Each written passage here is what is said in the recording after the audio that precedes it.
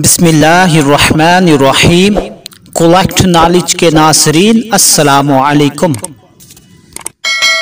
नाज़रीन, आज मैं आपको इस वीडियो में बताऊंगा कि यजीद ने ज़बरदस्ती बेअत कैसे ली, कैसे यजीद हाकिम बना।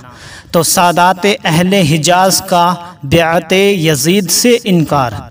हज़रत अमीर मुआविया रज़ी अल्लाह ताला अन्हु की ज़िंदगी में तो ये मामला यहीं तक रहा कि शाम और इराक़ के तो आम लोगों ने यजीद की बेअत को कबूल कर लिया, और दूसरे हजरात ने जब ये देखा कि यजीद पर मुसलमानों की बड़ी तादाद मुजतमा हो गई है, जमा हो गई है वोट देने के लिए, तो बहालत मजबूरी उन्होंने भी मुसलमानों को इंतशार और तफरका से, फितने से बचाने के लिए उसकी बेअत कबूल कर ली। मगर अहले मदीना और ख़ुसूसन हज़रत इमाम हुसैन रज़ी अल्लाह ताला अन्हो, हज़रत अब्दुल्ला बिन उमर रज़ी अल्लाह ताला अन्हो, हज़रत अब्दुल्ला बिन ज़ुबैर रज़ी अल्लाह ताला अन्हो बेअत यजीद से इनकार पर साबित कदम रहे और किसी की परवाह किए बगैर हक बात का ऐलान करते रहे कि यजीद हरगिज़ इस काबिल नहीं कि उसको खलीफातुल मुस्लिमीन बनाया जाए, मुसलमानों का खलीफा बनाया जाए।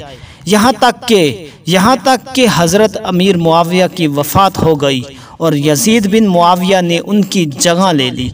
तो नाज़रीन, हालात यूँ थे कि कुछ मुसलमान घबराहट और खौफ दबदबा की वजह से यजीद को बेअत देने पर राज़ी हो गए, मगर इमाम हुसैन और अहले मदीना और सादात अहले हिजाज ने बेअत यजीद से इनकार किया और डटे रहे।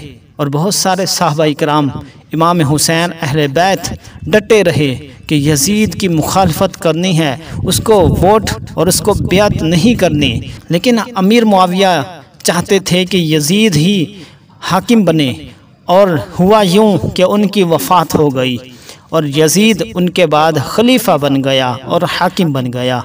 तो इस तरह से उसने जुल्म सितम ढाना शुरू कर दिए और इमाम हुसैन को शहीद करवाया। अल्लाह ताला हमें हक़ व बातिल की पहचान नसीब फरमाए और हक़ का साथ देने की तौफ़ीक़ अता फरमाए। नाज़रीन, ये वीडियोस आपके लिए बनाई जाती हैं ताकि आपको मालूमात हासिल हों।